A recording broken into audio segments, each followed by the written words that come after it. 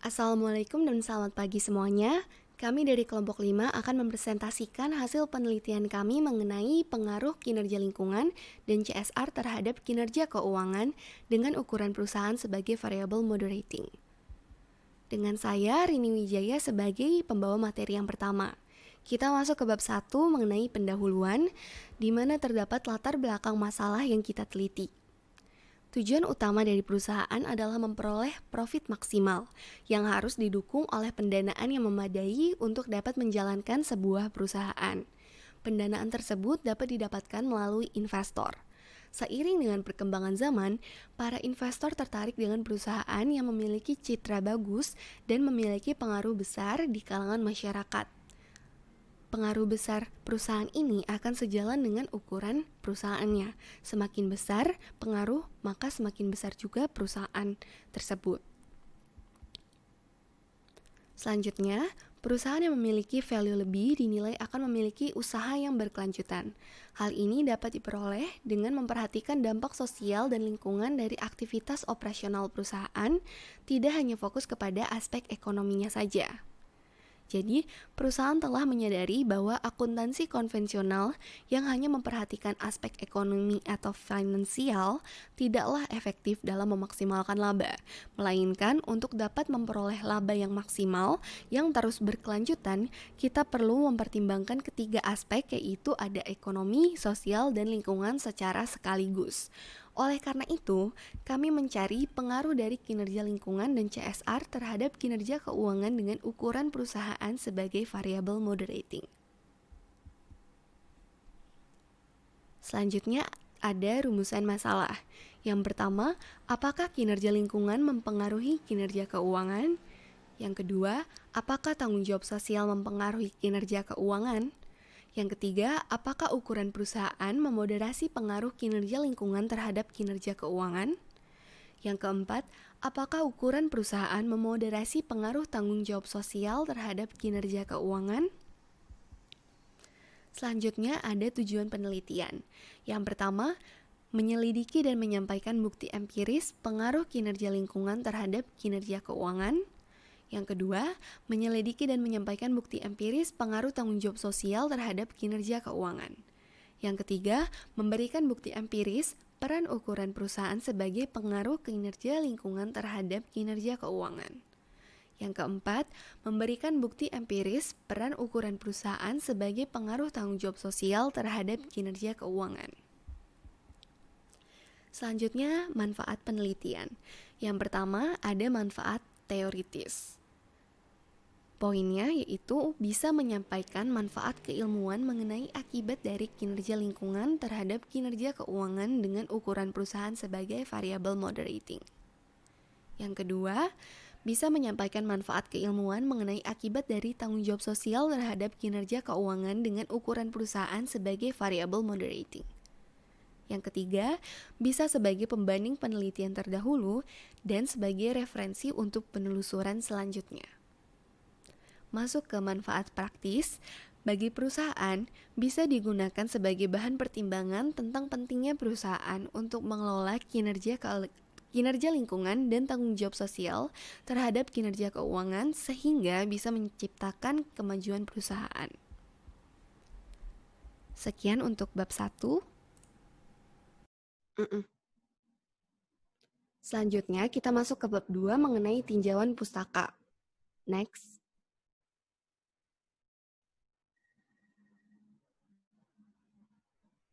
Pertama-tama di sini ada tinjauan literatur.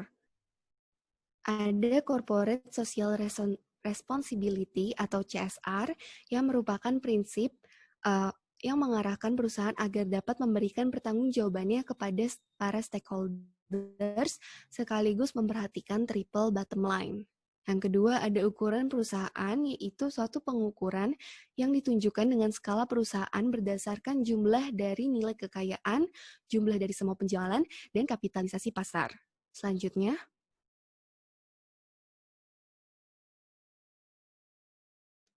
kinerja suatu pencapaian yang dilakukan oleh perusahaan agar menciptakan lingkungan sekitar perusahaan itu menjadi baik. Standar penilaian kinerja lingkungan ini menggunakan proper di dalam penentuannya. Lalu ada kinerja keuangan, yaitu suatu alat yang digunakan untuk mengukur suatu prestasi kerja keuangan suatu perusahaan lewat struktur permodalan yang dimiliki oleh suatu perusahaan. Selanjutnya akan dibawakan oleh teman saya.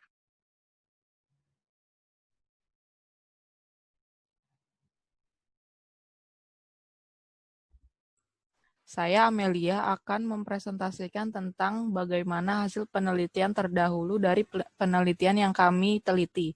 Yang pertama itu ada penelitian dari Nadia Febril Nawangwulan di tahun 2009. Itu mengungkapkan bahwa CSR tidak berpengaruh terhadap kinerja keuangan. Yang kedua, likuiditas berpengaruh terhadap kinerja keuangan. Yang ketiga, ukuran perusahaan tidak memoderasi hubungan CSR terhadap kinerja keuangan. Lalu yang keempat, perusahaan mampu memoderasi hubungan likuiditas terhadap kinerja keuangan. Lalu di hasil penelitian terdahulu yang kedua, itu ada dari Fitria Yuni Astuti, Sugeng Wahyudi, dan Wisnu Mawardi yang terbit di tahun 2018. Mereka mengemukakan bahwa CSR memiliki pengaruh positif signifikan terhadap nilai perusahaan. Lalu yang kedua, CSR tidak memediasi pengaruh kepemilikan institusional, profitabilitas, dan leverage pada nilai perusahaan. Lalu yang terakhir, CSR memediasi pengaruh ukuran perusahaan pada nilai perusahaan. Lalu di hasil penelitian terdahulu yang ketiga, itu ada dari Eka Miratul Hasanah dan Teddy Oswari di tahun 2018. Mereka mengemukakan bahwa kinerja keuangan tidak berpengaruh signifikan terhadap nilai perusahaan, tapi mereka berpengaruh signifikan terhadap kinerja keuangan. Lalu yang kedua, kinerja keuangan berpengaruh signifikan terhadap nilai perusahaan dan kinerja lingkungan berpengaruh signifikan terhadap nilai perusahaan melalui kinerja keuangan, atau bisa disebut variabel intervening. Lalu yang keempat itu ada dari Wahidatul Husnaini, Erlin Erlina Sasanti, dan Susi Retna Cahyaning Tias di tahun 2018. Mereka mengemukakan bahwa CSR berpengaruh negatif terhadap reputasi perusahaan. Lalu yang kedua, kegiatan CSR memberikan sinyal negatif bagi pemangku kepentingan sehingga menyebabkan reputasi perusahaan menurun. Lalu yang kelima, ada dari Taufan Argianto dan Haryanto di tahun 2017. Mereka mengemukakan bahwa CSR memiliki pengaruh atau berpengaruh signifikan terhadap peningkatan kinerja keuangan perusahaan. Yang kedua, pengungkapan CSR akan meningkatkan nilai perusahaan. Yang ketiga, atau yang terakhir, ROE dapat memediasi pengaruh pengungkapan CSR terhadap nilai perusahaan. Lalu di hasil penelitian yang keenam ada dari Muhammad Faharid Rizki di tahun 2017. Ia mengemukakan bahwa kinerja lingkungan memiliki pengaruh positif terhadap CSR. Yang kedua, pengungkapan CSR berpengaruh terhadap kinerja keuangan. Yang ketiga, kinerja keuangan tidak berpengaruh terhadap entitas perusahaan. Lalu yang ketujuh, ada penelitian dari Rafika Melani dan Indrianita Anis di tahun 2017. Mereka mengungkapkan bahwa CSR berpengaruh positif terhadap pengungkapan enterprise risk management. Yang kedua, Dewan Komisaris berpengaruh positif terhadap enterprise risk management. Yang ketiga, kepemilikan institusional tidak berpengaruh terhadap enterprise risk management. Lalu yang terakhir, itu ada penerapan PSAK 60 yang sudah direvisi di tahun 2010 tidak berpengaruh terhadap enterprise risk management. Lalu yang di penelitian terdahulu yang ke-8 itu ada dari Deo Panggabean dan Prasetyono di tahun 2017. Mereka mengungkapkan bahwa kinerja keuangan berpengaruh positif signifikan terhadap nilai perusahaan. CSR ditemukan tidak berpengaruh terhadap nilai perusahaan. Ukuran perusahaan berpengaruh positif signifikan terhadap nilai perusahaan. adanya pengaruh positif signifikan antara dividen polisi dan nilai perusahaan. Lalu di hasil penelitian terdahulu yang ke-9 ada dari Rio Muhammad Aryono, Hajah Maslihah, dan Afifuddin di tahun 2017. Mereka mengungkapkan bahwa menunjukkan interaksi antara CSR dengan profitabilitas atau ROA secara serentak dapat berpengaruh signifikan terhadap nilai perusahaan. Lalu yang kedua yaitu hasil uji secara parsial CSR tidak berpengaruh signifikan terhadap nilai perusahaan. Profitabilitas memiliki pengaruh positif signifikan terhadap nilai perusahaan. Lalu yang terakhir yaitu ada penelitian terdahulu oleh Vivi Swandari dan Ali Sadikin yang diterbitkan di tahun 2017. Mereka mengemukakan bahwa kepemilikan institusional tidak berpengaruh pada CSR. Yang kedua, profitabilitas berpengaruh pada CSR. Yang ketiga, tingkat utang perusahaan mempengaruhi CSR dengan arah yang negatif. Yang terakhir, ukuran perusahaan tidak berpengaruh pada CSR perusahaan. Lalu selanjutnya, ini adalah kerangka pemikiran hasil penelitian yang kami teliti. Kerangka pemikiran ini menjelaskan bahwa kinerja kelingkungan ini akan mempengaruhi secara positif kinerja keuangan. Lalu yang kedua, pengungkapan CSR ini juga memiliki pengaruh terhadap kinerja keuangan, di mana si ukuran perusahaan yang ada di bawah ini sebagai variabel yang memoderasi antara kinerja lingkungan terhadap kinerja keuangan dan pengungkapan CSR terhadap kinerja keuangan. Lalu, selanjutnya ada hipotesis penelitian. Untuk hipotesis penelitian pertama yaitu ada pengaruh kinerja lingkungan terhadap kinerja keuangan. Ini berarti kinerja yang dilakukan pada lingkungan akan diprediksi berpengaruh pada suatu pemasaran. Apabila pencapaian dari proses tersebut bagus, maka masyarakat menjadi lebih mempercayai dan juga masyarakat puas oleh apa yang dilakukan atau yang dihasilkan oleh perusahaan. Apabila pencapaian dari proses itu kurang bagus, maka masyarakat akan meragukan apa yang perusahaan tersebut tawarkan dan juga masyarakat mungkin berusaha menolak dengan apa yang ditawarkan. Dengan adanya pengertian ini, maka untuk hipotesis yang pertama kami menentukan yaitu kinerja kelingkungan memiliki pengaruh yang positif terhadap kinerja keuangan.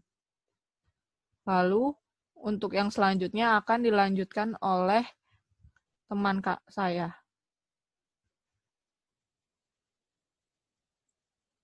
Saya Juwita Fitria akan melanjutkan presentasi mengenai hipotesis penelitian.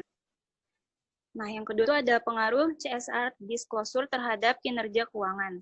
Jadi, tanggung jawab sosial perusahaan merupakan mekanisme perusahaan untuk memperhatikan dampak terhadap lingkungan dan masyarakat tujuan untuk mendapatkan keuntungan atau profit. Pelaporan CSR yang dilakukan oleh perusahaan dapat menimbulkan reputasi perusahaan yang meningkat sehingga pandangan publik perusahaan tidaklah egois yang hanya mementingkan kepentingan pemilik dan barang.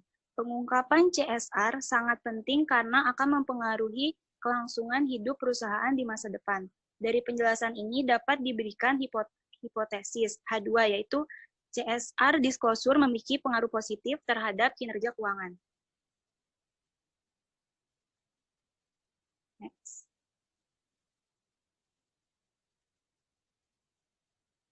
Yang ketiga itu ada peran ukuran perusahaan sebagai variabel moderasi antara pengaruh kinerja lingkungan terhadap kinerja keuangan. Jadi perusahaan yang besar pada umumnya memiliki tanggung jawab dibandingkan dengan perusahaan yang memiliki ukuran kecil. Dengan banyaknya macam tanggung jawab yang dikerjakan pada lingkungannya, pandangan masyarakat akan semakin baik terhadap reputasi perusahaan. Pada investor akan lebih tertarik pada perusahaan yang mempunyai reputasi perusahaan yang baik di mata masyarakat. Maka loyalitas konsumen juga semakin tinggi. Perusahaan yang memiliki ukuran besar seringkali memiliki saluran pasar yang baik dibandingkan dengan perusahaan yang memiliki ukuran kecil dan biaya operasional yang dihasilkan lebih besar sehingga adanya kemungkinan perusahaan mendapatkan hasil keuntungan yang besar sehingga kinerja keuangan perusahaan dapat meningkat. Dari penjelasan ini dapat diberikan hipotesis H3, yaitu kinerja lingkungan memiliki pengaruh positif pada kinerja keuangan dengan adanya perusahaan sebagai variabel moderasi. Next. Yang keempat itu ada peran ukuran perusahaan sebagai variabel moderasi antara pengaruh CSR disclosure terhadap kinerja keuangan.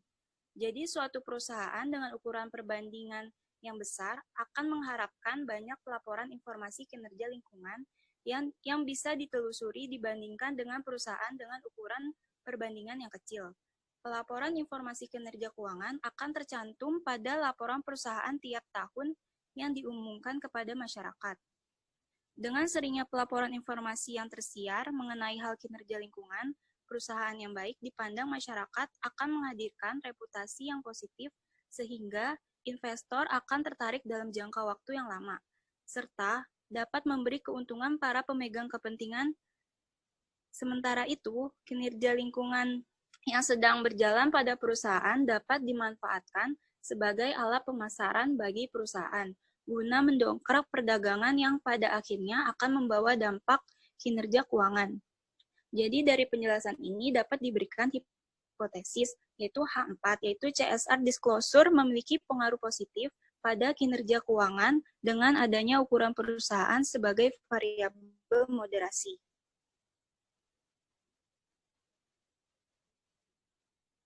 Next. Itu bab 3, metode penelitian.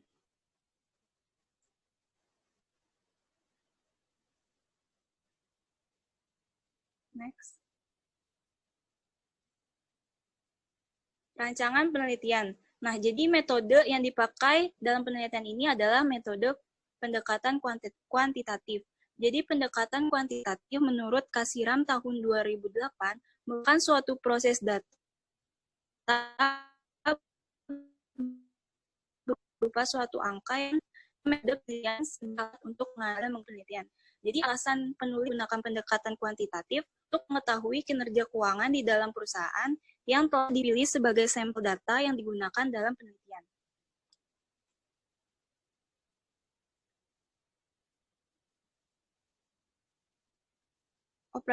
Operasional variabel dan pengukurannya. Definisi menurut Sugiono tahun 2015, operasional variabel merupakan kegiatan yang memiliki variasi tertentu berupa skala dari objek yang diuji oleh peneliti untuk bisa dimanfaatkan dan bisa disimpulkan. Di sini ada 3 pengukuran. Yang pertama itu ada variabel independen, yang artinya variabel yang mempengaruhi variabel lain. Variabel independen dalam penelitian ini adalah kinerja lingkungan dan CSR. Yang kedua itu ada variabel dependen, yaitu variabel yang dipengaruhi oleh variabel lain. Variabel dependen dari penelitian ini adalah kinerja keuangan. Yang terakhir itu ada variabel moderating, yaitu variabel yang mempengaruhi hubungan variabel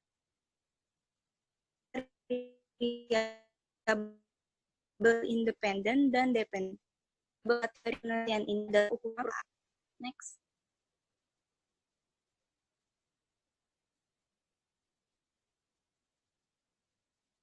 Ada prosedur pengumpulan data, populasi, dan sampel penelitian.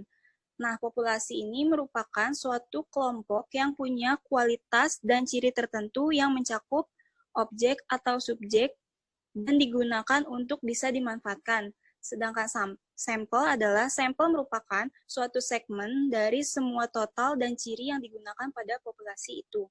Populasi dan sampel dari penelitian ini yaitu perusahaan manufaktur yang terdaftar di Bursa Efek Indonesia. jenis, dan sumber data. Pengertian data itu sendiri yaitu suatu kenyataan yang masih original berupa suatu keterangan, informasi yang masih belum diolah. Data yang digunakan itu adalah data sekunder dan pengumpulan datanya dari website Bursa Efek Indonesia. Next. Ada teknik pengumpulan data. Jadi, teknik pengumpulan data yang digunakan berupa dokumentasi, karena dalam hal yang diuji ini memakai data sekunder yang diperoleh melalui website dari Bursa Efek yang berisi laporan tentang keuangan perusahaan atau organisasi manufaktur yang terdaftar pada Bursa Efek Indonesia, serta data tersebut dapat digunakan untuk menghitung return on asset, return on equity, dan net profit margin yang dipakai untuk menilai bagaimana kinerja mengenai keuangan suatu perusahaan yang diteliti. Selanjutnya akan dilanjutkan oleh teman saya. Saya Arsta akan melanjutkan presentasi, yaitu uji instrumen. Penelitian ini menggunakan uji validitas, yang digunakan untuk mengetahui tingkat kebenaran atau keakuratan pada suatu bukti yang digunakan untuk penelitian, serta untuk mengetahui syarat alat uji cocok menjadi objek penelitian dan seberapa cocok entitas yang digunakan untuk mencapai tujuan penelitian. Yang kedua, uji reliabilitas. Pengujian data untuk mengetahui instrumen yang digunakan dapat memperoleh jawaban yang konsisten. Data penelitian harus dapat diandalkan agar hasil perhitungan alat yang dipakai dapat ditunjukkan oleh reliabilitasnya. Next. Metode analisis data. Penelitian ini menggunakan analisis regresi linear berganda, yang sebagai faktor prediktornya yang dapat dimanipulasi, dinaik turunkan nilainya, dan bermaksud meramalkan bagaimana keadaan naik turunnya dari variabel dependen. Dengan memiliki formulasi Y sama dengan A sebagai konstanta, ditambah B1 dikali X1, ditambah B2 dikali X2, ditambah dan seterusnya, sampai B ke N dikali dengan X ke N. Sebagai keterangan, di sini Y adalah prediksi dari nilai yang berpengaruh. A sebagai konstanta bilangan harga X 0, sebagai koefisien dan X sebagai nilai variabel dependen. Next.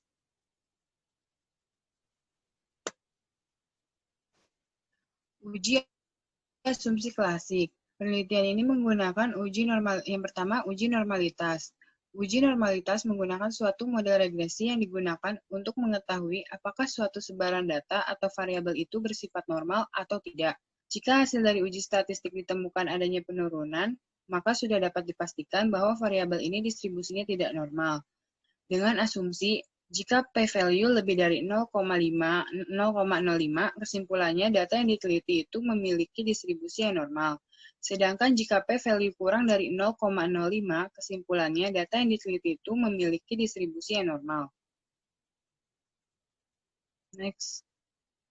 Yang kedua, uji multikolinearitas. Suatu pengujian untuk mengetahui apakah di dalam model regresi terdapat hubungan antar variabel bebas. Jika di dalam sebuah model regresi tersebut terdapat adanya hubungan antar variabel independen, maka hal tersebut akan berefek pada suatu variabel pada sampel yang tinggi.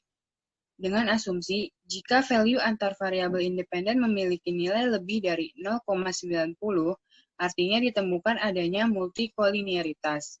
Sedangkan jika dilihat dari angka fifth, maka harus lebih dari 10, jika kurang dari 10, tingkat multikolinearitas sudah tidak dapat ditoleransi kembali.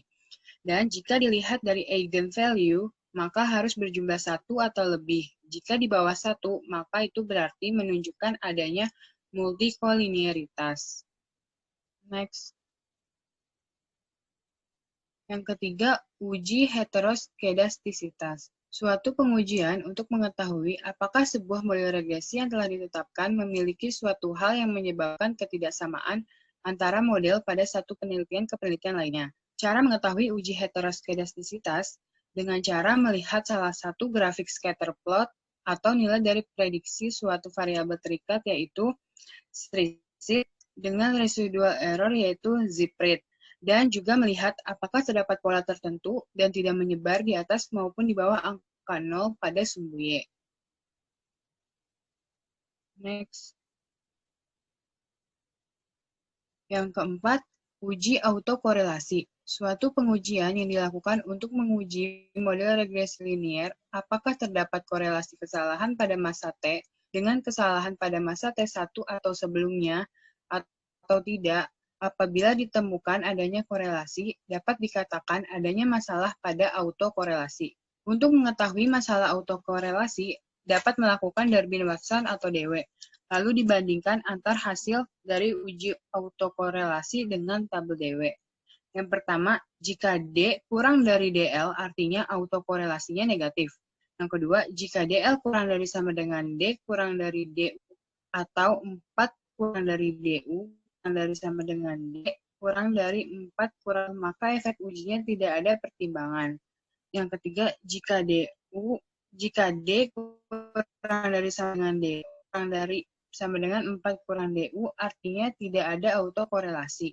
Yang keempat, jika D lebih dari sama dengan 4D dikurang DL, dapat disimpulkan adanya autokorelasi yang positif, di mana DL merupakan batas bawah DW dan DU merupakan batas atas DW.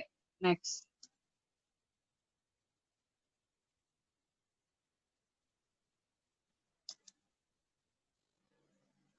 Selanjutnya ada uji hipotesa.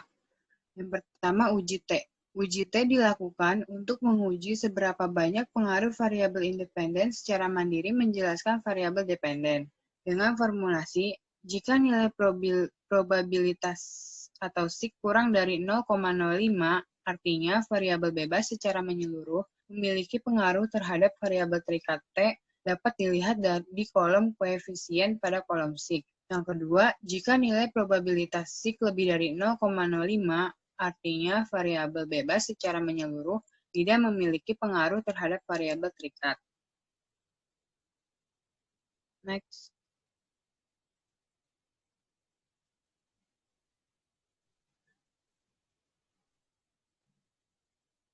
Next.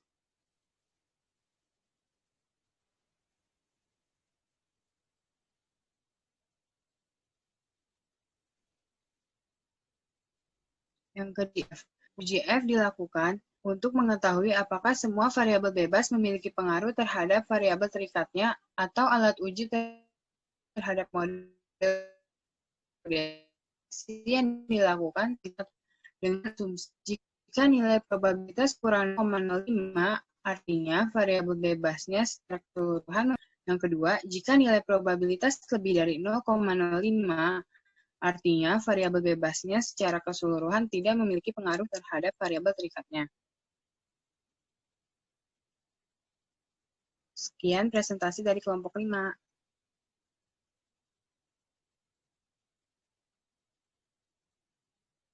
Jika ada kurang atau lebihnya, mohon maaf. Terima kasih telah menonton video presentasi dari kelompok 5.